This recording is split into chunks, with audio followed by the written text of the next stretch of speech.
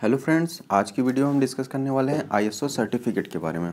अगर हम एक लाइन में अगर हम कहें कि आईएसओ सर्टिफिकेट है क्या, तो वो एक ऐसा सर्टिफिकेट है जब हमारी कंपनी है, जब कोई कंपनी है वो अच्छा प्रोडक्ट बनाती है तब उसे ये मिलता है। ये सर्टिफिकेट तब उसे मिलता है जब वो कंपनी अच्छा प्रोडक्ट बनाती है।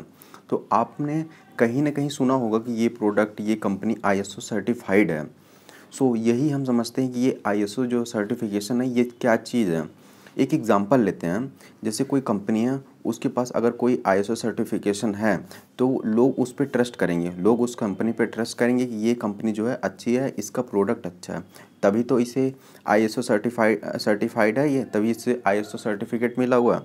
ओवरऑल मतलब यह है कि सबको ट्रस्ट हो जाता है कंपनी पे, क्वालिटी पे। आईएसओ सर्टिफाइड होने के बाद वो कंपनी अपने प्रोडक्ट को कभी भी किसी भी कंट्री में सेल कर सकती है। चलो, अगर कोई कंपनी है वो आईएसओ सर्टिफाइड है तो हम कैसे मान लें कि ये जो क्वालिटी दे रही वो बेस्ट ही होगी। तो इसमें क्या होता है कि एक्चुअली जो ये सर्टिफिकेट देते हैं ना, वो क्वालिटी एक्सपर्ट होते हैं। जब आप अप्रोच करेंगे कि हाँ मुझे ये सर्टिफिकेट चाहिए, तो क्योंकि हम एक अच्छा प्रोडक्ट बनाते हैं, अच्छी क्वालिटी का प्रोडक्ट बनाते हैं, तभी तो आप सर्टिफिकेट चाहिए आपको ये। तो ये जो सर्टिफिकेट है, नाम से ही पता चलता है इंटरनेशनल ऑर्गेनाइजेशन, तो इसमें कुछ इंटरनेशनल शब्द है। तो इसमें क्या है कि आपको ये जब सर्टिफिकेट चाहिए होगा तो आपका प्रोडक्ट भी इंटरनेशनल लेवल का होगा, तभी तो आप ये सर्टिफिकेट आप मांग रहे हैं। तो इसमें क्या होगा कि जब ये सर्टिफिकेट इंटरनेशनल लेवल पे आपको मिल जाएगा तो आप जो अपना प्रोडक्ट है उसे इंटरनेशनल लेवल पे सेल कर सकते हैं। आप इंटरनेशनल लेवल पे आप बिजनेस कर सकते हैं। इस प्रोडक्ट ये सर्टिफिकेट मिलने के बाद जो लोग आपको ये सर्टिफिकेट देंगे, जो ये आईएसओ सर्टिफिकेट आपको देंगे, वो क्वालिटी एक्सपर्ट होते हैं। जब आप अप्रोच करेंगे कि मुझे ये आईएसओ सर्टिफिकेट चाहिए, तब क्या करेंगे वो लोग, आपके यहाँ आएंगे, आपकी कंपनी में आएंगे और सर्वे करेंगे, आपके मैनेजमेंट को देखेंगे और उसे इम्प्रूव करेंगे। आपका जो पूरा मैनेजमेंट है उसे इम्प्रूव करेंगे और जो आपका वर्किंग सिस्टम है उसे और अच्छा बनाएंगे।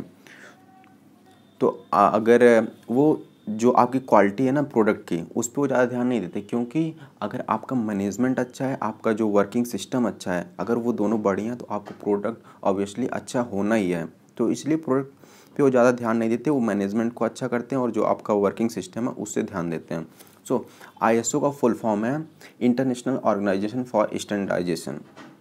सो इसके बाद है ISO 9000 is defined as the set of international standard established by international organization for the standardization as the basis of quality management system and quality assurance. So ISO जो है एक क्वालिटी मैनेजमेंट सिस्टम है जो कि quality management, quality assurance करवाती है आपकी company से। वो क्या करवाती है, क्वालिटी को मैनेजमेंट करवाती है अच्छे से, और क्वालिटी को एश्योरेंस जो है उसे अच्छे से करवाती है आपकी कंपनी के द्वारा। ये जो आईएसओ है ना, ये एक इंडिपेंडेंट ऑर्गेनाइजेशन है। ये ऐसा ऑर्गेनाइजेशन है जिस पे गवर्नमेंट का कोई लेना देना नहीं है। अगर आपको ये सर्टिफिकेट चाहिए तो आपको गवर्नमेंट के पास नहीं जाना होगा। इसके लिए ये जो आईएसओ का मेन ऑफिस है, उससे कुछ एक्सटर्नल बॉडीज़ अटैच हैं, तो वो एक्सटर्नल बॉडीज़ जो हैं वो आपको देंगी।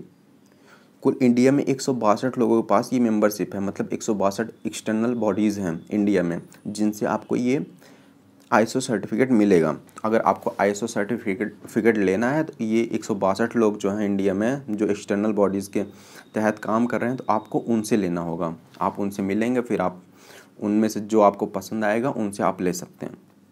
So the first ISO standard were published in 1987, which were revised in 1994, and ISO 9000 1994 the next and latest revision of ISO। Sorry, यहाँ पे iOS लिखा हुआ, IOC लिखा हुआ, मिसप्रिंट हो रखा।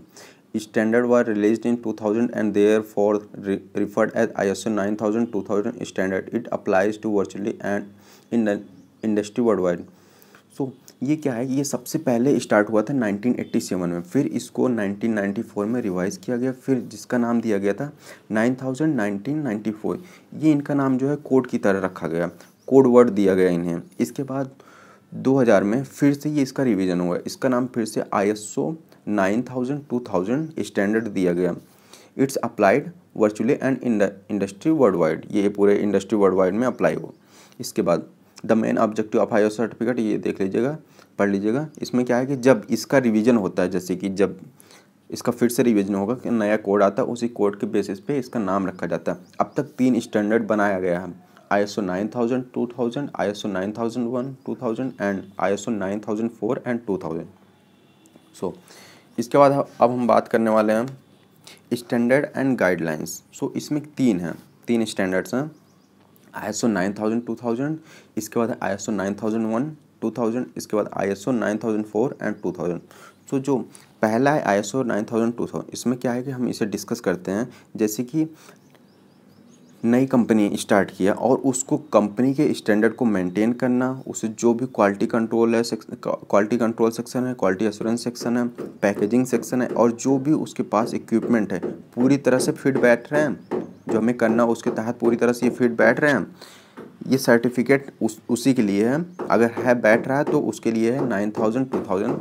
इसके बाद आता है 9001, 2000। इसमें क्या है कि अगर कोई कंपनी है जो कुछ और नया करना चाहती है, उससे कुछ और नया करना, उसको जो रिक्वायरमेंट होगी, कंपनी को कुछ और नया करना हो तो उसे रिक्वायरमेंट होगी, क्योंकि वो अपने कस्टमर को और अच्छा सेटिस्फाई करना चाहती है और अच्छा प्रोडक्ट देना चाहती है, तो उसके लिए है 9001, 2000। इसके बाद आता है ISO 9004 एंड 2000। इसमें क्या है, जब आपके पास ये दोनों सर्टिफिकेट होंगे, आप और बेटर करना चाहते हैं, आपकी जो परफॉर्मेंस है उसे और इम्प्रूव करना चाहते हैं, आप अपने जो प्रोडक्ट है उसे वर्ल्ड वाइड में बेचना चाहते हैं, उसे फेमस करना चाहते हैं अपनी कंपनी को वर्ल्ड वाइड, तो उसके लिए है 9004 एंड 2000। इसके बाद हम बात करेंगे बेनिफिट्स। ये ISO सर्टिफिकेट है, इसे हमने तो ले लिया, लेकिन इसका बेनिफिट क्या है? जो हम इसे ले रहे हैं ISO सर्टिफिकेट, इसका बेनिफिट क्या है? इसमें सबसे पहले it is only a baseline model for quality assurance. It raises the confidence of the third party dealing with the registered unit. इससे क्या होता है कि जो थर्ड पार्टी है उसका कॉन्फिडेंस बढ़ जाता है। जैसे आपकी कंपनी है, कोई अदर कंपनी आपसे अपना प्रोडक्ट आपकी कंपनी में बनवाना चाहती है, तो अगर आपके पास ISO सर्टिफिकेशन है तो उससे क्या होगा कि उसे भरोसा हो जाएगा, उसे ट्रस्ट हो जाता है कि हाँ आप जो बनाएंगे उसके लिए प्रोडक्ट वो अच्छा ही बनाएंगे, क्योंकि आपके पास ISO सर्टिफिकेट है। सो इसके बाद है provide senior management with the efficient management process. तो ये क्या होता है कि ये आपको सीनियर मैनेजमेंट प्रोवाइड करते हैं और आपका जो प्रोसेस है वो और इफ़िशिएंट बनाते हैं। वो क्या करेंगे, अपना एक मैनेजमेंट भेजते हैं ताकि आपका वो मैनेजमेंट जो है वो अच्छा हो जाए और आपको एक अच्छा प्रोसेस देंगे, काम करने का तरीका और अच्छा देंगे। इसके बाद है suitable for both and large organisation. ये क्या है, छोटे और बड़े जितने भी ऑर्गेनाइजेशन ये सबके लिए अच्छा है ये। इसके बाद है communicate a positive message to staff and customers. अगर ये जो ISO सर्टिफिकेट है इसके मिलने के बाद ये पॉजिटिव मैसेज मिलता है आपके स्टाफ को और कस्टमर को। इससे क्या होता है कि जो कस्टमर है उसका ट्रस्ट बढ़ जाता है, वो आपके प्रोडक्ट को और अच्छी तरह से उस पर ध्यान देंगे, उसे ख़रीदना चाहेंगे, क्योंकि उन्हें ट्रस्ट ये हो जाता है कि आपका जो प्रोडक्ट है बहुत अच्छा है, उनके लिए अच्छा है। इसके बाद है identify encourage more efficient and time saving process. इससे एक इफ़ेक्टिव और टाइम बचने वाला प्रोसेस भी मिल जाता है। एक ऐसा प्रोसेस वो मतलब आपको मिल जाता है जो कि इफ़ेक्टिव हो और आपका टाइम भी बचता है। इसके बाद बेटर इंटरनल मैनेजमेंट, जो आपका मैनेजमेंट है वो बहुत अच्छा हो जाता है, जो इंटरनल मैनेजमेंट है आपका वो अच्छा हो जाएगा। इसके बाद लेस वेस्टेज। अगर आप सब कुछ अच्छा कर रहे हो, सारे प्रोसेस अच्छा कर रहे हो, आपका इम्प्रूवमेंट हो रखा है, तो इससे क्या होगा कि आपका जो वेस्टेज है वो बहुत कम हो जाएगा। वेस्टेज मतलब बहुत ही कम हो जाएगा अगर आप सब कुछ सही कर रहे हैं। इसी में है increase in efficient productivity and profit. इससे क्या होगा कि आपकी जो इफ़िशियंसी है वो बढ़ेगी, प्रोडक्शन बढ़ेगा, आपका जो प्रोडक्शन अगर बढ़ेगा तो उसका जो होगा प्रॉफिट भी ज़्यादा होगी उससे आपकी। इसके बाद है improvement customer retention and the acquisition. So इसमें क्या होगा कि आपका कस्टमर रिटेंशन भी इम्प्रूव होगा, और इसके बाद है consistent outcome measured and monitor. इससे आपका परिणाम जो है वो अच्छा मिलेगा, आउटकम जब वो अच्छा मिलेगा। And next one is globally recognised standard marketing opportunities. So ISO certificate लेकर आपकी जो कंपनी है कॉम्पिटिटिव बन जाती है, क्योंकि वो ऐसे प्रोडक्ट को, ऐसे सर्विस को ऑफ़र करती है जो ग्लोबली एक्सेप्टेड होता है, जो वर्ल्ड वाइड एक्सेप्टेड होता है, वो ऐसे प्रोडक्ट को बनाती है।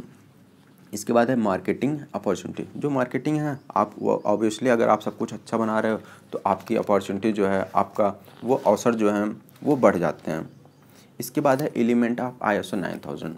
इसमें क्या है कि जब आपको एलिमेंट्स जो हैं इसमें, जैसे कि जब आपको सर्टिफिकेट चाहिए होगा तो ऐसे ही आपको तो वो मिल नहीं जाएगा। आपने कहा कि मुझे ये सर्टिफिकेट चाहिए तो ऐसे आपको वो दे नहीं देंगे कि हाँ भाई आपको ज़रूरत है ले जाओ, सर्टिफिकेट ही तो है। नहीं, वो क्या करेंगे, अपनी गाइडलाइंस देंगे, उसे आपको फॉलो करना होगा कि आपकी वो सब कुछ आपको बताएंगे कैसे कैसे करना है ताकि आपका इम्प्रूवमेंट हो। तो इसमें पहला क्या है, मैनेजमेंट रिस्पॉन्सिबिलिटी। वो आपको रिस्पॉन्सिबिलिटी को मैनेज करना बताएंगे, कैसे रिस्पॉन्सिबिलिटी को मैनेज करना है, कैसे ट्रेनिंग अच्छी देनी है, ये सब बताएंगे। इसके बाद क्वालिटी सिस्टम, वो क्वालिटी को मेंटेन करने के लिए एक अच्छा प्रोसीजर बनाने में हेल्प करेंगे आपकी, ताकि आपकी क्वालिटी जो सिस्टम है वो अच्छा हो जाए। कॉन्ट्रैक्ट रिव्यू, वो कॉन्ट्रैक्ट जो कॉन्ट्रैक्ट मिलेगा उससे जो रिक्वायरमेंट होगा उससे पूरा करना, कस्टमर की नीड एक्सपेक्टेशन पूरा करना, ये आपको सिखाएंगे। इसके बाद है डिज़ाइन कंट्रोल, डिज़ाइन के अकॉर्डिंग सब कुछ कैसे कंट्रोल करना ये बताएंगे। इसके बाद डॉक्यूमेंट कंट्रोल, जो डॉक्यूमेंट बनेगा और उसमें जो मॉडिफिकेशन होगी क्वालिटी सिस्टम के लिए वो ISO 9001 उसके कंट्रोल करेंगी, उसके प्रोसीजर के हिसाब से। इसके बाद है परचेजिंग, परचेजिंग प्रोसीजर जो है उसमें सप्लायर के रिक्वायरमेंट के स्टैंडर्ड को कैसे करना है, उसका सब कुछ देखना है, ये सब है। सो इसमें यही है कि जितने काम होते हैं सब आपकी कंपनी को इससे एलिमेंट के द्वारा ही समझाया जाता है। जो भी काम है जैसे परचेजिंग हो गया, मैनेजमेंट हो गया, जितने भी प्रोडक्ट आइडेंटिफिकेशन कैसे करना है, प्रोसेस का कंट्रोल कैसे करना है, ये सब पूरा जो है, इंस्पेक्शन कैसे करना है, इंस्पेक्शन एंड टेस्टिंग स्टेटस, ये सब जो भी है सब कुछ ये एलिमेंट्स के द्वारा ही समझाया जाता है। क्वालिटी रिकॉर्ड बनाना, ये सब। इसके बाद अब हम बात करेंगे स्टेप फॉर ISO सर्टिफिकेशन। ये हमें कैसे ISO सर्टिफिकेट कैसे मिलेगा, उसके लिए स्टेप्स जो हैं उसके बारे में अब हम बात करेंगे। ISO जो है ये एक इंडिपेंडेंट ऑर्गेनाइजेशन है जो कि ये आपकी कंपनी को सर्टिफिकेट प्रोवाइड करती है इन टर्म ऑफ क्वालिटी। ये कैसे आपको किस बेसिस पे ये सर्टिफिकेशन मिलेगा, क्वालिटी के, सेफ्टी के एंड एफिशिएंसी के। आप जो प्रोडक्ट है उसकी क्वालिटी, सेफ्टी और एफिशिएंसी के बेसिस पे आपको ये ISO सर्टिफिकेट मिलेगा। ISO certificate help to improve your business, ये आपको बिजनेस को इम्प्रूव करने में आपकी हेल्प करेगा। इसके बाद हम बात करते हैं इसमें सर्टिफिकेट लेने के जो स्टेप्स हैं। पहला है prerequisite to ISO certification process in India. इसमें क्या है, पहला है a choosing the type of ISO certificate. First of all you need to choose the type of ISO certificate required to your business. सबसे पहले आपको ये choose करना होगा कि आपको किस टाइप का सर्टिफिकेशन चाहिए आपके बिजनेस के लिए। आपके बिजनेस के लिए आपको कौन सा सर्टिफिकेट चाहिए, क्योंकि इसमें बहुत ढेर सारे सर्टिफिकेट होते हैं ISO में। जैसे कि इसमें दिया हुआ है there are various type of ISO certification available, such as अगर आपको क्वालिटी मैनेजमेंट के लिए लेना है ISO 9000 2008 है। अगर इन्वायरमेंट मैनेजमेंट के लिए लेना है ISO 14001 है। इसके बाद अगर इंफॉर्मेशन सिक्योरिटी मैनेजमेंट के लिए लेना है 27001 है। और फूड सेफ्टी मैनेजमेंट के लिए लेना है 222008 है। ये सब तो हैं। इसके बाद क्या आता है कि choosing N ISO certification body. अगर आपने चूज़ कर लिया कि हाँ हमें ये वाला सर्टिफिकेट लेना है, ISO सर्टिफिकेट लेना है जो आपके बिजनेस के लिए, इसके बाद आपको क्या होगा कि अब आपको एक बॉडी चूज़ करनी होगी, एक्सटर्नल बॉडी। जो मैंने आपको बताया था कि ये जो सर्टिफिकेट है वो कुल इंडिया में 162 लोगों के पास है, कुछ 162 लोगों के पास एक्सटर्नल बॉडीज़ है, उनके थ्रू आपको ये लेना होगा। आपको उनमें से एक अच्छा चूज़ करना होगा, सब कुछ उनके बारे में अच्छे से जान समझ के जो आपको अच्छा लगे उन 162 लोगों में से, तो आपको उनसे लेना होगा, उनके द्वारा आपको ये सर्टिफिकेट लेना है। उसे आपको चूज़ करना है कि आपको किससे लेना है, किस बॉडी से लेना है। इसके बाद आता है process for ISO certification in India. जब आपने चूज़ कर लिया कि कौन सा ISO सर्टिफिकेट लेना है और कौन सा ISO सर्टिफिकेशन बॉडी से लेना है, तो इसके बाद अब हम बात करेंगे इस मतलब क्या प्रोसेस है सर्टिफिकेट लेने का इंडिया में। सबसे पहला है create an application and contract. इसमें क्या होगा कि आपको एक एप्लीकेशन बनाना होगा और एक कॉन्ट्रैक्ट बनाना होगा। इसमें क्या होगा, एप्लीकेंट एंड सर्टिफिकेशन बॉडी को एक कॉन्ट्रैक्ट में एग्री होना होगा। जो एप्लीकेंट है और सर्टिफिकेशन बॉडी जो है जिससे आप ले रहे हैं उसे एक कॉन्ट्रैक्ट में एग्री होना होगा कि इस कॉन्ट्रैक्ट में डिफाइन होगा कि दोनों पार्टीज़ जो हैं उनके राइट्स, उनके obligation including liability and confidentially and access right जो हैं वो सब इसमें क्या होगा, कॉन्ट्रैक्ट में एग्री होगा सब कुछ। इसके बाद आएगा quality document review. So quality document review, इसमें क्या है कि ऑडिटर आपके सारे quality manual and document related जो वेरियस पॉलिसी हैं, प्रोसीजर है आपके ऑर्गेनाइजेशन का, आपके ऑर्गेनाइजेशन को जो है प्रोसीजर वगैरह है सब जो आप फॉलो करते हैं उसका रिव्यू करेगा। जो ऑडिटर आएगा आईएसओ ऑडिटर, ये आइडेंटिफाई कर पाएगा कि आईएसओ के जो हिसाब से जो रिक्वायरमेंट होती है, आईएसओ की कुछ ना कुछ रिक्वायरमेंट होगी तभी तो आपको सर्टिफिकेट देगा। तो वो क्या करेगा, आपकी जो वो ऑर्गेनाइजेशन चल रही और ये आईएसओ का रिक्वायरमेंट जो है उसको पूरी तरह से चेक करेगा, और कि ये जो आपकी ऑर्गेनाइजेशन है वो आईएसओ के हिसाब से फुलफ़िल कर पा रही है नहीं कर पा रही है। तो उसमें जो पॉसिबल गैप आ रहा है, जो गैपिंग आ रही उन दोनों के बीच में, आईएसओ सर्टिफिकेट के जो रूल्स हैं और आपके जो ऑर्गेनाइजेशन जो कर पा रही है उसमें जितनी गैपिंग आ रही है उसके बारे में कितनी गैपिंग आ रही है ये पता कर। इसके बाद है मेक एन एक्शन प्लान। सो जब आईएसओ ऑडिटर बता देगा कि आपके ऑर्गेनाइजेशन में ये एग्जिस्टिंग गैप है, जब वो आपको सब कुछ चेक करके है वो बता देगा कि आपके ये जो आपकी ऑर्गेनाइजेशन है और हमारे जो रूल्स हैं उसमें इतनी गैपिंग आ रही है, उसके बाद आपको क्या करना होगा, एक एक्शन प्लान बनाना होगा उन गैप्स को एलिमिनेट करने के लिए, वो जो गैप है उसे हटाने के लिए। तो जो भी डिज़ायर चेंजेस होंगे तो आपको ऑर्गेनाइजेशन के लिए आईएसओ सर्टिफिकेट के लिए उनकी एक लिस्ट बनानी होगी।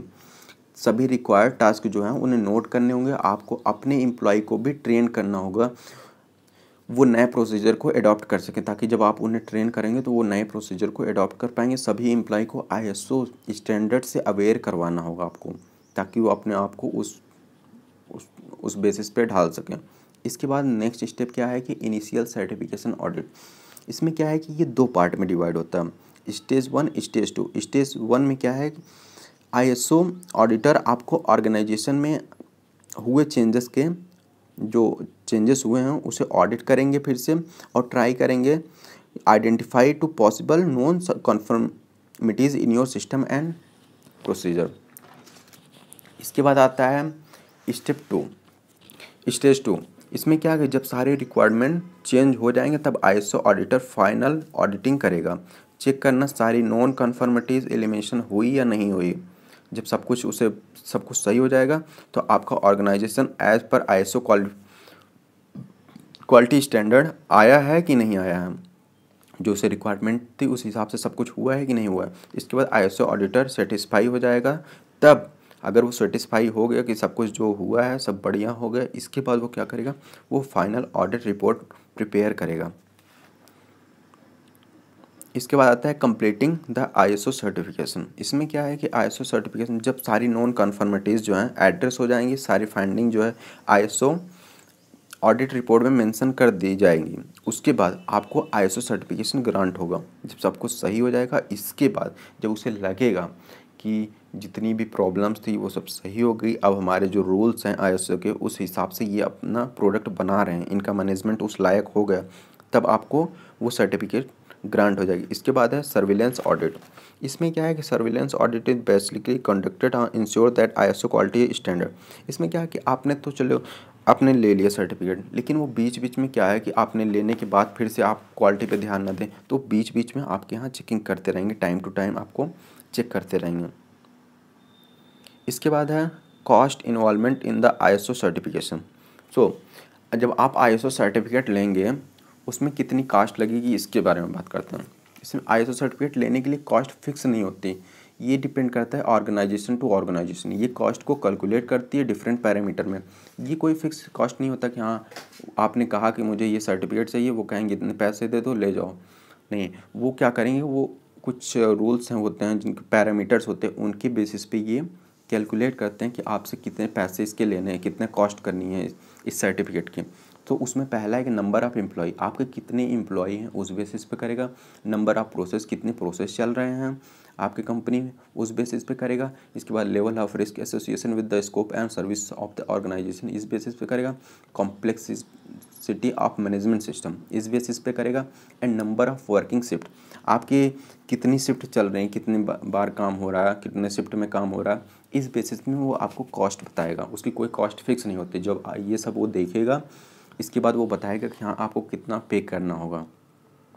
इसके बाद आता है time involvement in ISO certification process. तो इसमें क्या है कि कितना टाइम लगेगा आपको सर्टिफिकेशन के लिए। The time taken is completed the whole process is ISO certificate association organisation to organisation general time required to complete the process. इसमें क्या है, ये भी ऑर्गेनाइजेशन टू ऑर्गेनाइजेशन डिपेंड करता है। इसमें क्या है कि ये डिपेंड करता है मेन चीज़ कि आपका ऑर्गेनाइजेशन जो है, जो आपकी कंपनी है वो कितनी बड़ी है, उसकी साइज़ क्या है। सो उस बेसिस पे ये आपको टाइम बताएंगे। जैसे कि आपकी कंपनी जो है वो ऑर्गेनाइजेशन जो है छोटा है, स्मॉल ऑर्गेनाइजेशन है, उसमें कितना लगेगा टाइम, 6 से 8 महीने लगेगा। अगर ना ही आपका ऑर्गेनाइजेशन बहुत ज़्यादा छोटा है ना ही बहुत ज़्यादा बड़ा है, वो मीडियम साइज़ का ऑर्गेनाइजेशन है, आपकी कंपनी जो मीडियम साइज़ की है, उसमें क्या है कि 8 से 12 महीने लग जाएंगे आपको ये सर्टिफिकेट मिलने में। इसके बाद आएगा लार्ज ऑर्गेनाइजेशन। लार्ज ऑर्गेनाइजेशन में क्या है, अगर आपकी कंपनी बड़ी है तो उसमें क्या 12 से 15 महीने लग जाएंगे आपको ये सर्टिफिकेट पाने में।